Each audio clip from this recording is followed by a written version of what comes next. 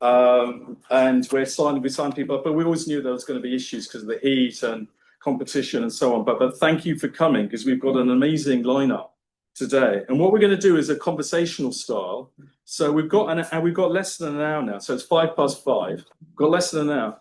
But what we're going to do is we're going to go through something around the Santa Marta process, but also to get some insights from our expert panel about what it means, the direction of travel, the energy transition. And then I hope that we're going to get plenty of time for Q&A.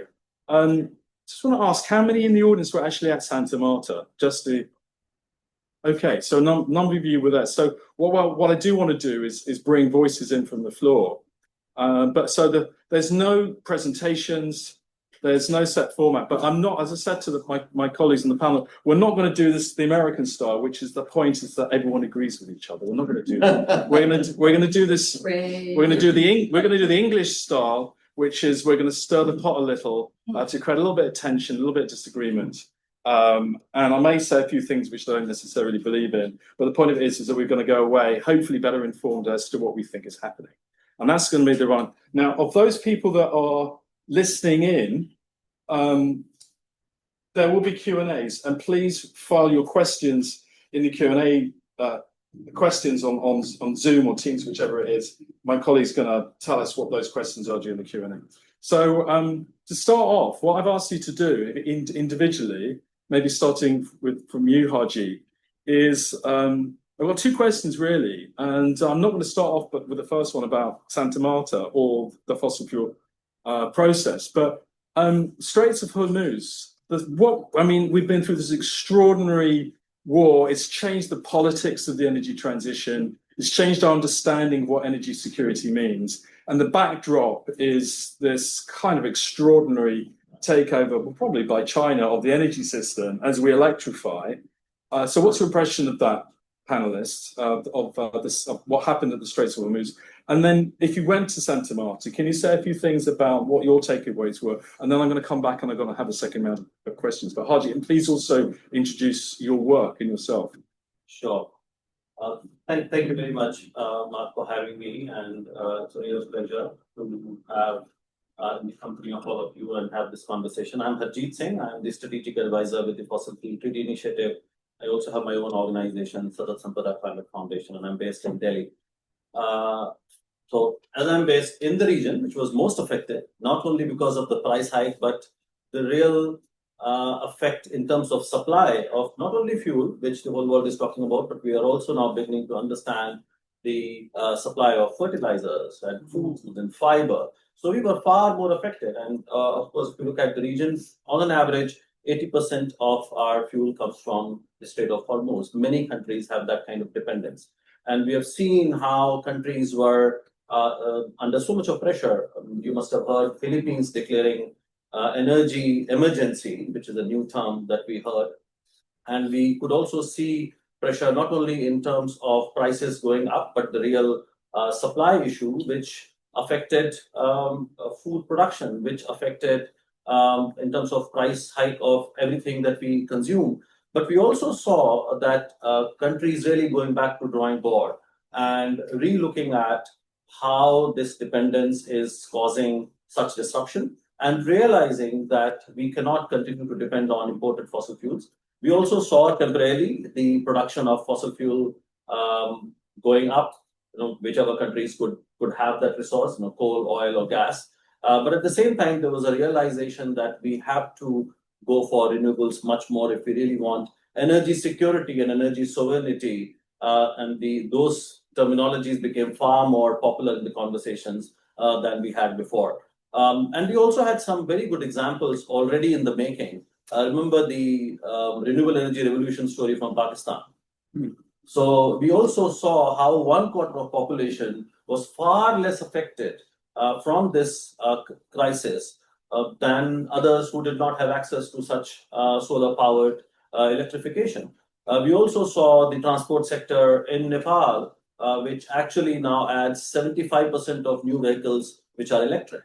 And wherever we have seen this kind of a change, the impact was far lesser. And those became case studies for others to learn from. So yes, we see the initial response that was that we have to have more control over fossil fuel production, whichever countries had, but a clear mindset shift, including examples coming from Indonesia, Malaysia, and many other countries in Southeast Asia. So I would say that it has really emphasized that how we need to talk about energy security and sovereignty, where our energy mix has much more renewables than depending on fossil fuels. So that is absolutely clear. And so quick reflections on Santa Marta. Okay. So Santa Marta for us as treaty initiative, it was extremely, I would say, energizing and historic in so many ways, where you see 60 countries, nearly 60 countries coming together, and the way the whole conversation was far more bottom up. We never had such concrete, in-depth conversations on how to phase out fossil fuels. So it was not about if or whether, it was about, yes, we need to. And of course, we had diverse voices from Nigeria saying we need to phase down and we need support to do that. And many countries like Ghana, Panama, clearly voicing out that we need an international cooperation mechanism like a fossil fuel treaty. And for us to take that conversation out of UNFCEC, not that we did not try under UNFCEC, we did that for 35 years, but we could also see that that is not something which we can achieve in that space. So having a separate space, some people called it a safe space for such conversations. So that was extremely refreshing, I would say, where we could see those conversations, and people are now calling it a Santa Marta process, which means it's not just a one-time conversation. The announcement of the second conference is something that has really, as I said, energized us and the whole movement. Sandrine, is there a European perspective of this, a Club of Rome? How do you see, how are people in the European centres thinking about Straits of Hormuz, the energy crisis? And do you think this has changed the politics in Europe, in the European political centres? Yeah, so I'm honorary president of the Club of Rome, but also wear a variety of different hats, including started the Systems Transformation Hub in Brussels. My entire career has been working in the energy, climate, and sustainability space, and started my career writing the legislation on fuel quality and energy and working with the oil and gas sector. And the reason I bring that up is because this is nothing new, right? I mean, the first thing about Hormuz is the fact that how many wake-up calls do we need? Excuse me. We had Crimea. In fact, Jules and I were at ECF when Crimea was actually the first invasion. That created a trigger mechanism inside the European Commission when we talked about the energy and climate package and what we would do to both look at energy efficiency and also to look at supply. From there, we obviously had the Ukrainian invasion, same thing, crunch in terms of fertilizer and also in terms of gas in particular. And now, lo and behold, we have Hormuz. After COVID, which also woke us up in Europe, supposedly, around supply chain and value chain dependencies in a variety of different areas, in particular our dependency on China. So I think the first thing is absolutely Hormuz is another wake-up call, but a fundamental one. A fundamental one coming at a time when we have seen a backlash on climate policy.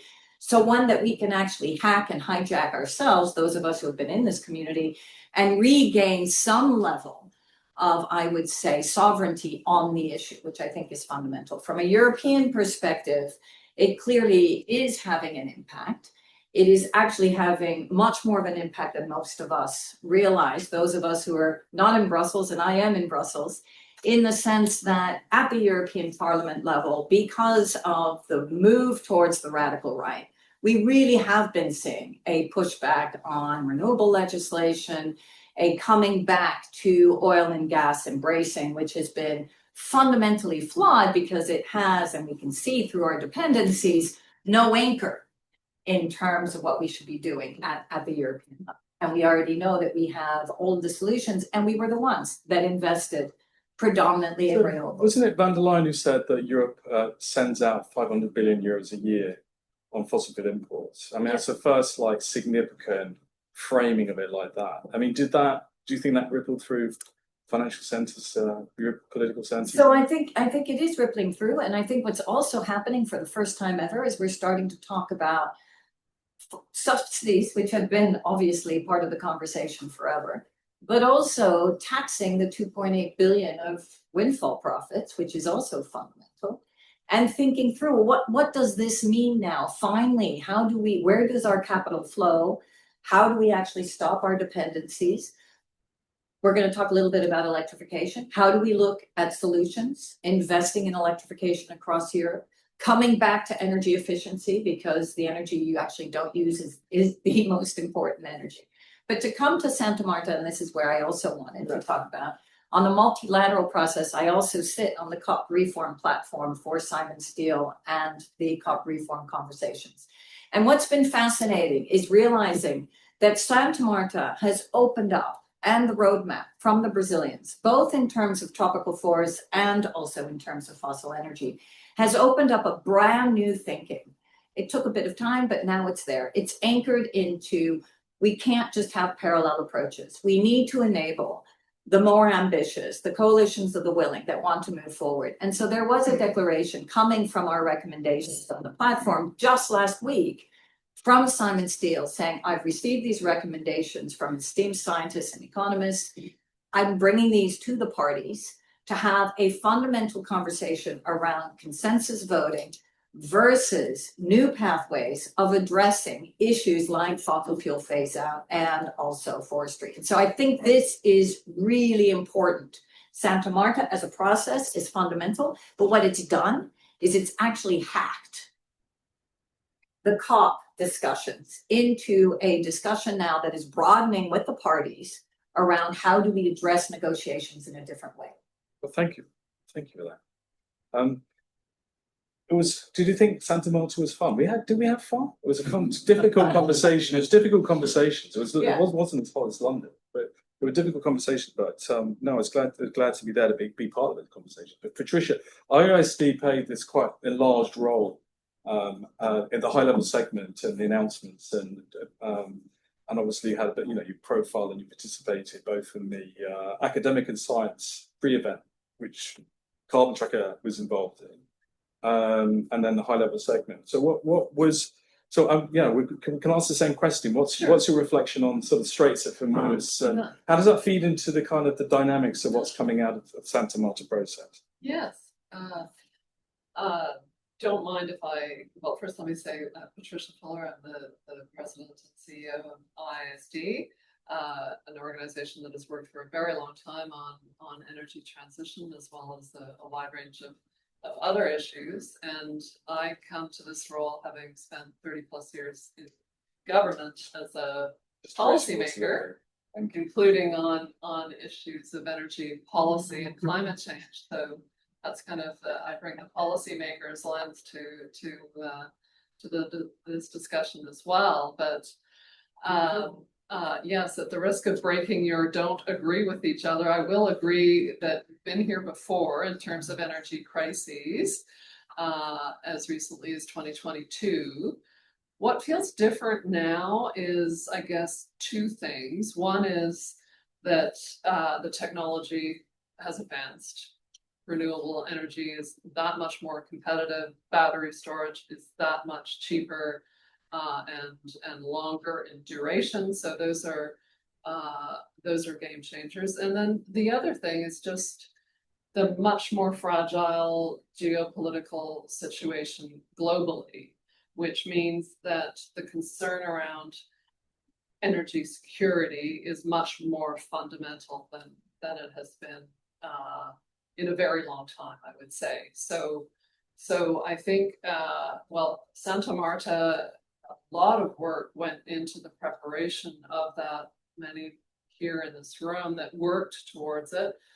And I think there was a big question about what would this conference be like, but I think the Strait of Hormuz was a huge accelerant to it. We were all there for the climate imperative, and then the energy security accelerant came into that discussion, and governments, I think, in the room without exception, were underlining the concern around energy sovereignty and energy security, and just the recognition that getting off of the dependence on fossil fuels is so important for energy sovereignty. So I think that did change the nature of the discussions.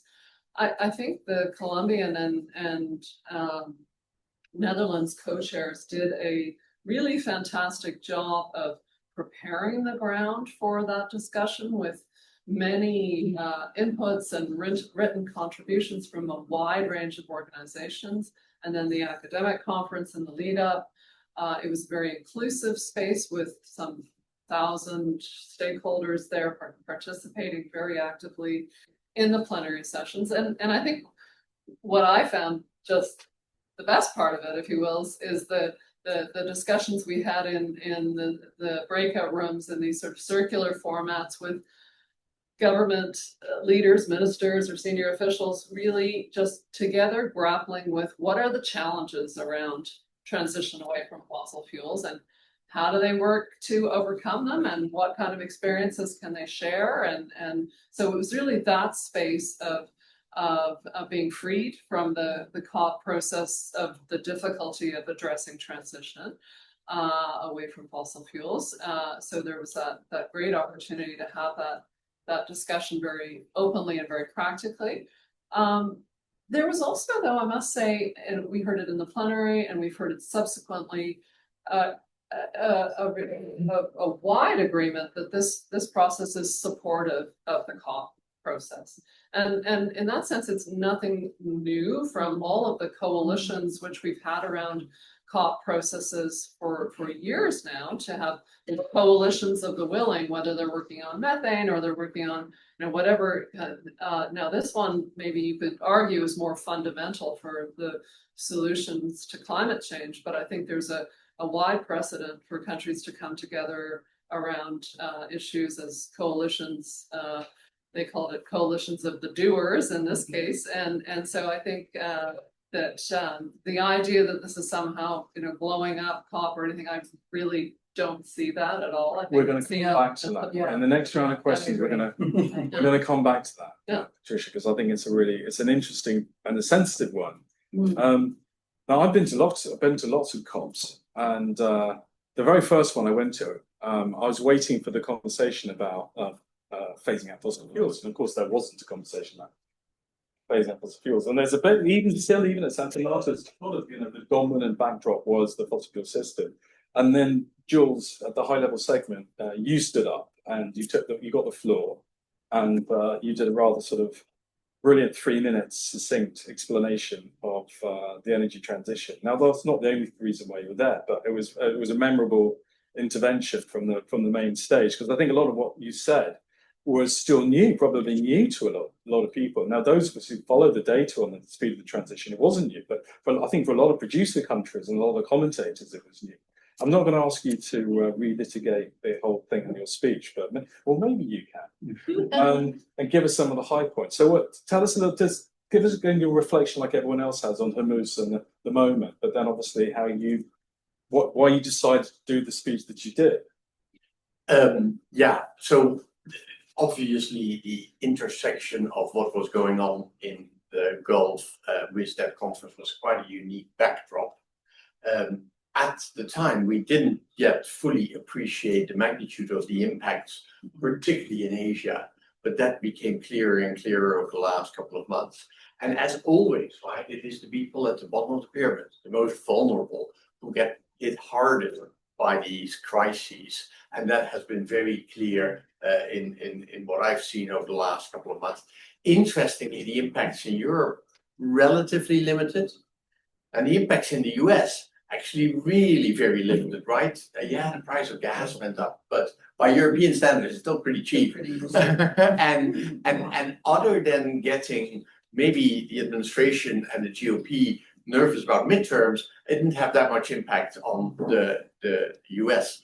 The thing that is now becoming clear in many people's minds is that maybe China played a very important role in keeping the impacts of this crisis actually relatively mitigated. China absorbed a lot of the reduction in supply by drawing from their strategic reserves. Those of us who've been looking at oil prices for most of our careers were in some ways really surprised that the Brent price, the WTI price never really went to $200 or beyond. And it was to a significant extent because of the demand destruction that happened for the short term in China. What's going to happen now is sort of therefore also interesting, right? How quickly can supply start flowing again? And therefore, do we see indeed oil and gas prices staying moderated? How quickly can fertilizer prices, fertilizer production resume? And will that be in time for seeding seasons and agricultural seasons in the global south? Very important for those vulnerable regions. But then in the long run, actually, I think we have to be prepared for a really interesting switch to the other end. It would not surprise me if we will see a real collapse in oil and gas prices, particularly LNG prices, already in the course of 2027, as a result of production coming back on stream, but also the demand destruction that has already been initiated. And there's always sort of mixed feelings, right? For people in the global south, you'd like to see low prices, but in our world of wanting to address climate change, we want to see high prices for fossil fuels. So that's an interesting contradiction. The most fundamental debate in Santa Marta and right now, also this week here in London Climate Week, is of course, suddenly we are all talking about energy security. And yes, that is important. It was very well illustrated over the last couple of months. But we cannot fail to also make the argument for climate change and for sustainability. Because if we only look at national security, supply security, then we are not going to do all the things that we need to do to safeguard a world of well below 2 degrees. We are not going to do removals on the back of energy security. We're probably not going to address most of the hard to electrify sectors on the back of an energy security argument. Yes, it is an incredibly powerful argument for clean electrification, but that in an optimistic scenario is somewhere around 65–70% of the current energy economy. So we need to address all of the energy use and all of fossil fuels in order to make progress towards a world well below 2 degrees. And then if I take a quick look at the Santa Marta process, it was indeed nice to be among the willing. A coalition of the willing is a powerful set up to get something going. But let's be honest, right? The US was, of course, not there, but neither was China, nor was India in a formal capacity, nor was Russia or any of the OPEC countries. And that was probably good because we could make progress. But in the long run, if we want to address climate change and if we want to transition the world away from fossil fuels, we're going to have countries like China and India at the table. The other important thing that I emphasized in that talk is that this is as much, maybe even more, about the demand for fossil fuels as it is for the supply of fossil fuels. Of course, it feels good to get mad at people who deny climate change and still continue to produce oil and gas and are working against the agenda that we all care deeply about. But the reality is, the crisis in the Strait of Hormuz illustrated very powerfully that if we turn off supply overnight, it leads to an enormous amount of pain and agony, particularly in the global south. So we need to address demand first before we can start reducing supply. Or we need to do them at a minimum side by side. Now that's of course also where the electrotech revolution is so exciting. Wind and solar, and I had indeed some statistics that I don't have all off the top of my head right now, Mark, but we've seen massive increases over the last couple of months in EV exports and solar exports from China. We've seen battery exports accelerating. We've seen the number of people in the UK looking at ads for or Googling EVs going through the roof. Even some people in the US going back to saying, hey, is it a really smart idea to completely do away with electric vehicles? But there's a long way to go. In the long run, though, 60–70% of our energy system can with current technologies commercially viably transferred to clean electrons instead of dirty molecules, and that is very powerful. The last observation about Santa Marta that I thought was particularly encouraging is I'm not convinced that we need a separate treaty. I mean, we can talk about it. Oh, now we're going to stray into the next question. But what was really powerful, I thought, and what I hadn't sort of fully appreciated before I arrived there, is the important role that the science panel of this effort can play. Johan Rockström. Johan Rockström is because you've raised it. Can you just explain to everyone what that is? It's not just Johan, but Johan is, of course, a dear friend of many of us and an amazing climate science communicator.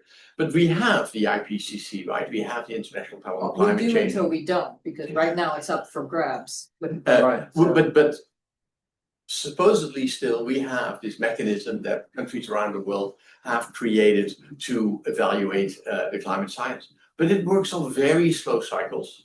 It is based on looking into the rear view mirror to peer-reviewed articles, which is a very robust way of doing science, but it is a very slow process. And that means that if we get the next round of reports from the IPCC in 27 or 28, it looks back to the science as it was published in 25. So that is not as snap as we need it now. But also, because of that fact that that is a global process with all countries involved, summaries for policymakers are crafted by diplomats, not by scientists. It gets watered down, and it has these very complicated sentences that if you're not a scientist, may be hard to interpret. Before I go into the next round of questions, I had one. You did a very clever thing, which no one else did, which was that you printed 600 copies of your slideshow. Yes. And you left them in boxes around the room for people to go. I think you're the only person I thought was very clever. But actually, what you're basically saying to the audience was the fossil fuel system is ending because technology is killing it. That was basically what you said. But what was the actual reaction that you wanted your audience to go away with? I wanted people to walk away with the facts that were in those 10 slides that we left all around. By the way, I didn't do the printing. Wonderful colleagues of the Energy Transition Commission did all the work for that. But I wanted people, we as an Energy Transition Commission want people to walk away with a better understanding of the facts. And the facts are, as I said, that we can now cleanly electrify 60 to 70% of our energy economy around the world. That is no longer painful. It requires investment. It requires significant investment, by the way, half of which we are already doing. And if you look at the rents that we have paid over the last 6 months to oil and gas producers, countries, and companies, and you were to stretch that over a whole year, it would pay for all of that capital expenditure. Now, it's not completely apples and oranges. One is a one-time investment, and the other one, or a one-time crisis, and the other one we have to do year after year after year going forward. But it just shows that the economics are starting to be there. Absolutely. Okay, so we've got 27 minutes left. I want to do another quick round of questions, and I want to bring everyone else in from the floor. Now, Carbon Tracker, we produce all this high-quality research. It's very objective and analytical, and our financial audiences love it. And that's a setup for me to say I'm going to make a very simplistic set of observations, which are deliberate. Okay, and it's this: having been to many of the COPs, and of course, for a long time, everyone thought that the discussion about the COPs was about dealing with the biggest contribution to climate change, which is burning fossil fuels. And yet, of course, it's an emissions reduction treaty. It's about countries reducing their emissions. It's not about fossil fuels. And it took 25 COPs, 27 COPs to get fossil fuels mentioned in. And even today, we have a process which is dominated by fossil fuel political interests. And you mentioned, Sandrine, the majority voting, which today we just need the Saudis and the Americans and the Iranians and all those really lovely people just to veto something that the rest of the world has done. So I'm not surprised that, for me, the biggest takeaway from Santa Marta was the People's Summit, community participation, indigenous voices, all the people that don't traditionally get heard at the COP. And there was also a chance to burst the boil of frustration that we can't talk about the fossil fuel system, but that's the only thing we should be talking about, or the most important thing we should be talking about. So I'm not surprised that we get countries developing BOGA, which is frankly seen as a political, diplomatic, country-to-country process. The treaty is seen as a bottom-up process, mobilizing civil society. And then we've got the COP thing, which is God knows what governments think that they're doing. So that's my context. That's the context which I want to ask a controversial sort of question, which is some people are saying we don't need a new process called treaty. We don't need a new thing called BOGA. We've got to go all in with the COP. Who's right and who's wrong? But so Haji, I'm going to start with you because I think we know what the answer is from your point of view. But why? Let's ask a different. Why do you think it's important that we have a mobilization of countries committed to phasing out fossil fuels? Okay, now that you have started a round where we can disagree with each other, very interesting. So let me start. Everybody on the panel said they love Santa Marta process. Right? How many people actually envisage that process? We all continue to invest in UNFCCC, hoping that it will deliver. As treaty initiative, we invested into this process much more. This is not to boast, but let's be real. Because we knew that you need a separate process for all the reasons that we are discussing. Number of lobbies moving around, Saudi Arabia, US and others not allowing us to have a conversation. And we never had a plan despite having a breakthrough at COP28, transitioning away from fossil fuels and renewable energy targets, but no plan. 2 years, 3 years passed. We knew that space is not going to allow us to have the kind of conversation we had at Santa Marta and going forward. Now, when we say we need a treaty, let's talk about, are we saying a treaty, the treaty, or whatever name you call it. But what do we actually need if we want transition? And let me bring in the global south perspective.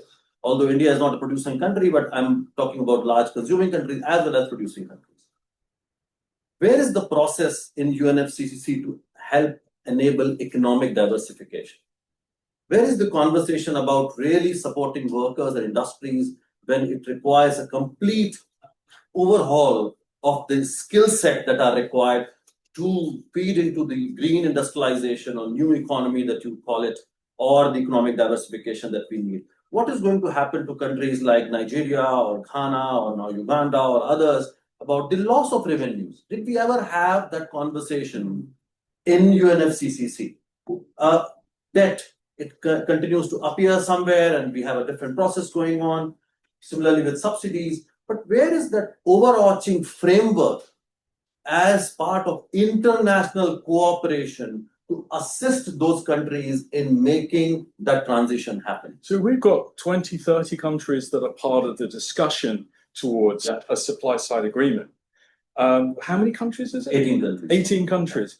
Now, just because obviously this is a conversation, why do you think those 18 countries are frustrated by what they all participate in the COP? Why? You've got Kenya, you've got... And we've got 10 observer countries. So yes. There was totally about 30 countries participating in this process. And the questions that I raised and the mechanisms that are required in terms of debt, the conversation about ISDS, did we ever have that? Sorry, so what that is again? The interstate dispute settlement, which is all about That's producers, trying to claim compensation. So we never had those conversations in UNFCCC, and that's where these 18 nations are going to craft, and we already had a number of studies talking about such debt mechanism that is required, talking about some of these processes, the legal pathway to develop a treaty. What is required by these countries like, or regions like Caribbean who are facing debt crisis, and we know that they need that kind of support. So it's really about those countries developing that mechanism. And once we have more number of countries representing all different regions, they're going to actually start looking at a legal pathway. So it's not about the headline or the title of it. It's about what that is going to deliver. Okay. So, I'm going to say then, unless did you want to respond to a specific point that Haji? Well, just I think it's perhaps useful to just clarify that the UN space is a negotiating space, and it has negotiated the Paris Agreement, and those negotiations are complete. We're into an implementation phase now, and Santa Marta is not about negotiations. It's about helping with implementation. It's about countries coming together, Right. talk together about how they can advance implementation. Now, that doesn't mean that we won't eventually at some point, I would certainly see that potential get to a point where we would be negotiating something like a treaty. I don't think we're there yet. To the point of what does Santa Marta represent, just in terms of it's kind of it's a third of global GDP in terms of countries that were there. It's 30% of the consumption of fossil fuels, and it's 20% of production. I actually don't think we necessarily need it or want it to get bigger rapidly, bringing in China. I think it needs to get to work on practical help to governments that are looking to transition away from fossil fuels and address the barriers to doing that, which are things like availability of finance, the rigidities around fossil fuel subsidies, the debt loads which countries are carrying that prevent the investment in what will ultimately be cheaper pathways for energy. Let's come back to that. So I took part in a discussion last week with folks from the Brazilian COP presidency, and I stupidly sort of intervened by saying there's this massive oversupply of fossil fuels being planned that's coming down the line. There's 1,000 gigatons of carbon dioxide in the reserves of publicly traded companies alone before you even deal with countries, and we've got a carbon budget to 1.5 degrees of 150 gigatons. So most fossil fuels have to be kept in the ground. I said, well, why don't we start off with countries agreeing a moratorium on new coal permitting and new oil and gas licenses? And this was in a room of friends committed to fossil fuel phase-out. And I was amazed. I got jumped on by, jumped down my throat. So a moratorium on coal permits. Bloody hell, we can't do that. And I suddenly thought, oh gosh, I'm never going to be a diplomat. Stuff that seems really obvious to me is just not obvious to other people in the room. But we do have this other process called the TAF, the transitioning away from fossil fuels, from the Brazilian government, which has the presidency now. I'm hearing rumors that the next COP president is not as enthused by the fossil fuel phase-out discussion. And then on the floor of Santa Marta, the high-level segment, I think, Sandra, you were there and you saw it, in the negotiations, fossil fuel treaty was in the statement, and then it was out, and then it was in, and then it was like playing the hokey pokey, 1 foot in, 1 foot out, and in the end it wasn't mentioned in the final. You saw it in the report, in the final report. But can you, Sandra, we've got the Brazilian. I know you've been hearing a little bit from the Brazilian presidency. Can you say a few things about how the Colombians who led this process have just lost the election? The Dutch came into this whole thing. Now we've got Ireland and Tuvalu coming up next, and they've got the Brazilian TAF. How do all these different parts of the jigsaw puzzle fit together? And then we've got all the past initiatives, by the way, because with King Charles, let's not forget that we started the Friends of Fossil Fuel Phase Out already in 2000. I think people have forgotten. Totally forgot it. I think, so I want to give credit where credit is due. All of the incredible foundational work that the treaty has done, all the incredible foundational work that many countries have done, NGOs have done, communities of people that have been talking about this for a long time. So I think it's really important that we recognize that. We can be where we are today for a variety of reasons. One is harmony. The other is the compound effects that we're seeing of, well, obviously climate, the impacts of climate, the fact that we're going to see more and more impacts, what we're figuring out, what we're seeing today. All of these compound effects, the fact that actually the TAF, which was so fundamental as a roundtable and as a real thinking through Brazil, brought us through some of that conversation that was so necessary. It didn't get adopted. The roadmap didn't get adopted. Then the Colombians took it over with the Dutch. Kudos to them. They made it the Santa Marta process. We are going to kill ourselves if we have 20 million different processes this time.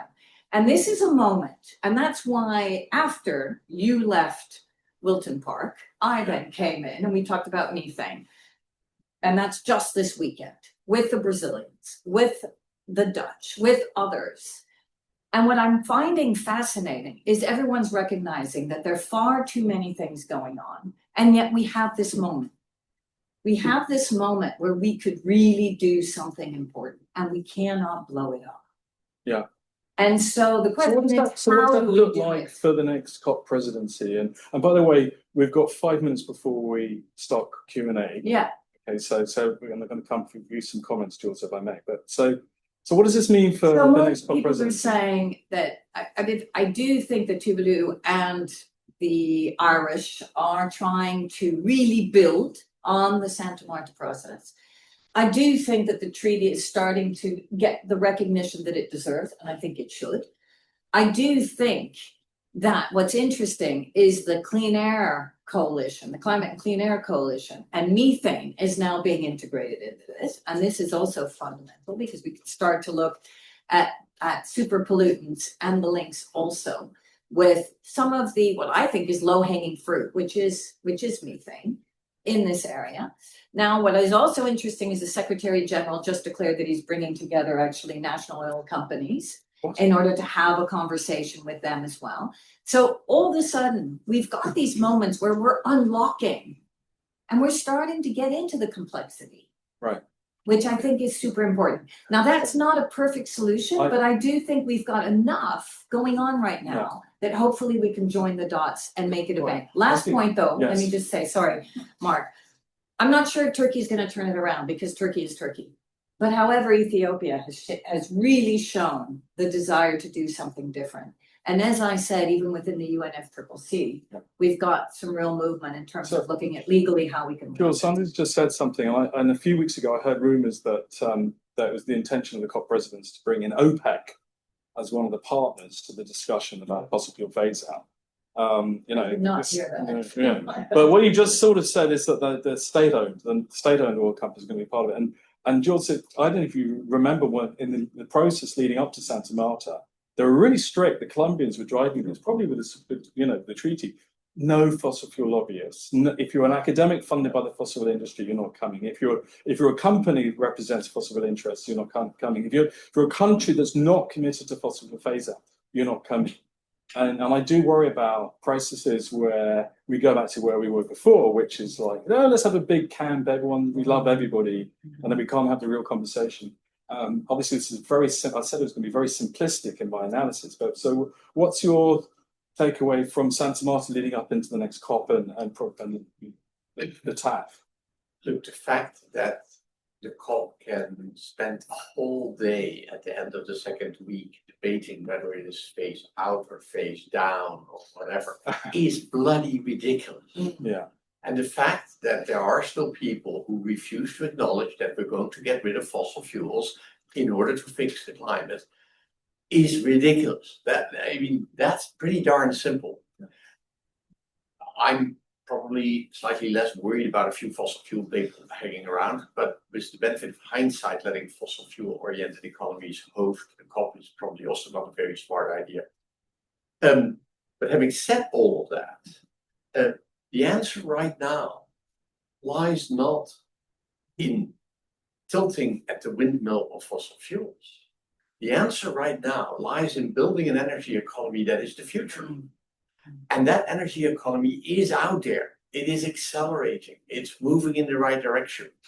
Wind, solar, battery storage, EV, heat pumps for industrial use, electric trucks. It's all happening. And it's all happening faster than all of the fossil fuel people have been imagining. Sure. And in my view, Mark, and like you, I have a bit of a background in finance. In my view, the biggest step we can take to end the dominance of the fossil fuel industry in the process that we hold so dear is to take away their demand. Electrification is a powerful way of doing that. So I was actually encouraged that Turkey embraced the idea of electrification as a significant milestone for the upcoming COP. There's some debate about whether that they're defining the right milestone or not, but the fact that electrification, clean electrification, is now massively on the agenda is the biggest lever we can take right now. It doesn't fix everything. As I said before, there is still at least 35% of emissions that will not get addressed just from clean electrification. But So there is- we're going to pause there yeah. for a minute because I want to get from the floor, and I don't mind short statements, but I don't want long speeches. So particularly if people that were at Santa Marta, because everyone had slightly different experience, if you want to say words, please do. People that are watching online, please post any questions you have into the Q&A chat box. So, does anyone want to go first? Okay, we'll take three, but Moston, I saw you first, and then we'll go to the back. Was there any discussion about the role of CCS process? Okay, all right, Yeah, CCS. yeah. Oh, yawn. We're not going to answer that one straight away. We're going to take four. Yeah, go first. Fatima. I just want to add one thing that maybe is more on something that we don't agree with. Something that I got from many discussions in Santa Marta is that there is still a big difference between global south and global north about how the transition, what the transition is. What I perceived from all the discussions is that for global north, the transition is basically a fuel switch. So it's changing fossil fuels to something else, renewables or whatever. And then for global south, the system in which we operate is broken. And then we still build out renewables, for example, in a very extractive ways. Just need to think about transition minerals. So there was this interesting thing that I think is still a challenge for the next. I heard that too. So we've got one on CCS, one on just replacing an old extractivism with a new extractivism. Yeah, please, Delphine, please. Oh yeah, but speak up because of the people online. Let's hope. I'm Delphine Barrett, campaign manager at SCAL, the Center for International Environmental Law. I just maybe, it's not a question, it's more like an addition, because there is something that none of you have mentioned, is the role of non-energy uses of fossil fuels in this conversation. Fertilizer, chemicals. Yeah, they seem to believe that by switching fuel or energy sources, you are going to solve fossil fuel extraction, but the bulk of the growth in our demand is coming from petrochemicals.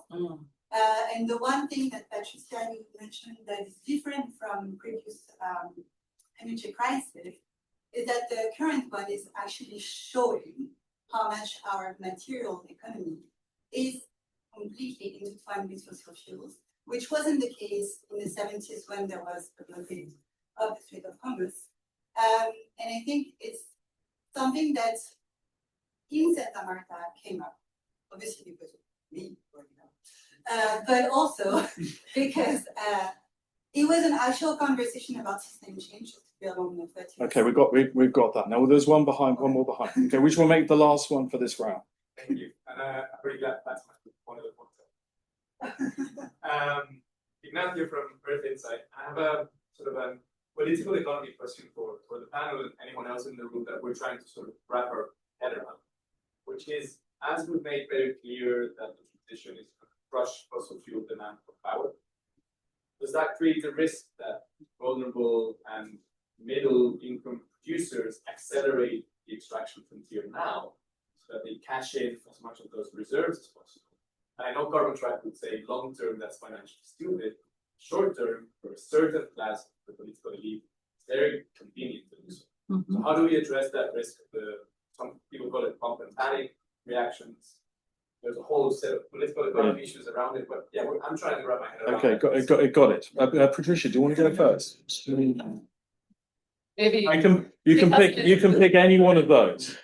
maybe because I live in Canada on that last point. Certainly, I think there is a risk that the response to this is we need to build more fossil fuel infrastructure in order to be a secure source of supply and so on. And I think that the response that we try to bring from ISD and others and is to really underline the risk of stranded assets because of the demand destruction that we're seeing from renewable energy. I do want to say that, well, there is that demand destruction that is taking place for sure, but I think the whole kind of idea of planning a transition away from fossil fuels is that it be done in a way that protects workers and communities and is more just. So you can have it happen in a very jagged way, or you can have it happen in a better way. So I think that's part of the spirit of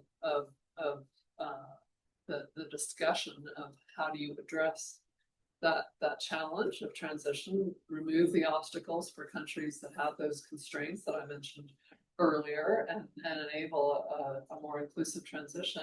And I completely agree with the point about extractivism. I mean, I think the answer there is, and we're seeing it, like we know that those critical minerals are required for energy transition, but let's have that happen in a way where there's value addition in those source countries. And that's ISD's doing a lot of work in that area through our IGF process, where we're seeing producer countries wanting to figure out how they add value to value chains.